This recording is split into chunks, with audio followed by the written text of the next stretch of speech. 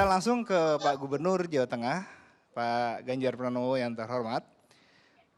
Pada banyak rapat akhir-akhir ini tentang evaluasi PSBB, terutama di tingkat provinsi, kami tidak menemukan Provinsi Jawa Tengah untuk dievaluasi PSBB-nya. Ya, secara provinsi ya, ada satu kota di Jawa Tengah tapi secara provinsi tidak masuk ke dalam daftar provinsi yang menerapkan PSBB. Ada apa Pak di Jawa Tengah tidak ada PSBB? Ya nggak ada apa-apa, biasa saja. Sebenarnya PSBB, pembatasan kegiatan masyarakat, PKM, atau tidak ada apa-apa pun, sebenarnya yang dibutuhkan hari ini bagaimana literasi cukup tentang COVID. Bagaimana sikap masyarakat bisa berubah, caranya macam-macam. Memang ada dua, satu kita melakukan pendekatan kepada mereka secara persuasif, edukatif. Yang kedua, kalau tidak bisa, maka kita menggunakan regulasi. Maka regulasi ini sebagai tools untuk social re-engineering. Sebenarnya itu aja. Ini by teori. Lalu saya sampaikan kepada kawan-kawan, siapa mau PSBB ngacung? Saya bilang begitu. Ini Wonosobo ini kayaknya pengen PSBB.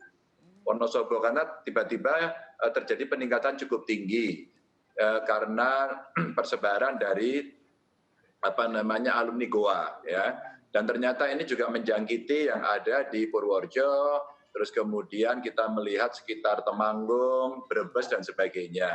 Nah, dengan posisi seperti ini, kalau kami sebenarnya tidak pada pilihan mau apa, tapi pemerintah dan masyarakat kita minta, mari kita sikapi semuanya dengan segala kreativitas. Intinya satu, selalu pakai masker, intinya jaga jarak, intinya sering cuci tangan pakai sabun, intinya harus imun, sehat, gitu kan. Intinya itu. Nah, pertanyaannya bisa nggak sampai di sana? Maka silatnya macam-macam.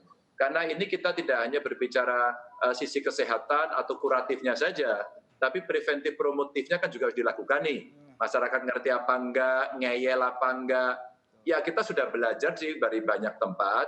Kalaulah kemudian PSBB itu menjadi cara baik, saya menawarkan pada kawan-kawan Bupati Wali Kota untuk menyampaikan. Hanya selalu saya minta untuk menghitung beberapa aspek yang ada di sekitarnya, terutama satu aspek sosial. Orang di rumah, mereka work from home, stay at home, terus kemudian tidak bekerja itu juga kelenger dia, bosan, jelek gitu kan. Guru-guru juga ngasih PR-nya kebanyakan, muridnya stres, orang tuanya ikut stres karena pelajarannya lebih susah dari yang dibayangkan orang tuanya. Ini akses yang muncul. Terus kemudian kita juga nemui, kalau kemudian di rumah, posisinya seperti apa? Tadi saya sudah ngobrol sama Mas Wahyudi, ini Pak Kades yang hebat ini ternyata. Nah, kemudian pengalamannya sangat bagus. Nah, sejauh mana kemudian keterlibatan masyarakat mau berpartisipasi aktif begitu. Ada kepedulian, ada awareness yang muncul. Nah, kalau kemudian prasyarat ini baik, kita sebenarnya nggak perlu apa-apa, udah jalan aja, sehingga regulasinya longgar. Tapi karena tidak, maka dilakukan. Nah, ini contoh nih. Kota Tegal kemudian panik. Karena panik langsung bicara sebelum ada aturan PSBB. Lockdown gitu. Turunlah sampai tingkat kampung. Tulisannya lockdown gitu. Ada download gitu, macam-macam. Pokoknya tulisannya asal bahasa Inggris saja lah. Intinya pokoknya dipageri. Intinya gitu. Ternyata lockdown itu dipageri, semua nggak boleh gerak. Nah, ini kulturalnya begitu yang terjadi. Terus kemudian kita melihat pengalaman Semarang Kota. Begitu terjadi peningkatan, saya kumpulkan se-Semarang Raya. Setelah kota Semarang Raya, ada Kendal, ada Solo Tiga, Kabupaten Semarang, Gerobokan. Yuk, Bapak Ibu, Demak. Ini kondisinya seperti ini, Anda mau apa?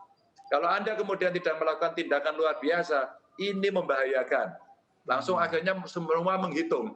Oh iya ya, kalau PSBB situasi seperti ini, maka politik anggaran, logistik, keamanan, transportasi, semua dihitung betul. Jangan sampai ada problem-problem yang nanti muncul. Ini sebenarnya antisipasi.